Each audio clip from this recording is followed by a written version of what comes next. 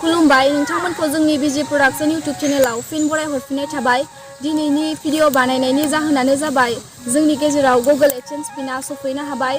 तो जोंहा मनिटाइजबो जाबाय। भिडिअ बानायनो होननानै सानगासिनोमोन, दिनैसो बानायनो मोनबाय। नोंथांमोननि थुलुंगाजोंनो जों दिनै बेसांखिनि जौगानो हाबाय। तो बिनि थाखायनो नोंथांमोनखौ जोंनि गोसो गोरबोनिफ्राय बिजि प्रडाक्शननि जानानै रोजा रोजा साबायखर बावहरनाय थाबाय।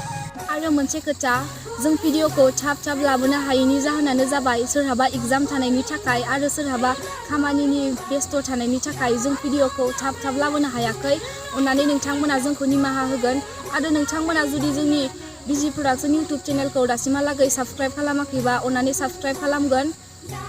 आरो जाहाथे नोंथांमोननि गेजेराव जोंनि भिडिअखौ जों आपल'ड होयोबा थाबनो नटिफिकेशना सहैनो हायो। आरो नोंथांमोना जाहाथे जोंखौ इयुनावबो बेबायदिनो मदद आरो थुलुंगाजों जौगाहोलांनो हागोनखौ आसा खालामनानै जोंनि बिजि प्रडाक्शननि जानानै दिनैनि भिडिअखौ एसेयावनो दोनथ'नाय जाबाय। गोजोन्थों।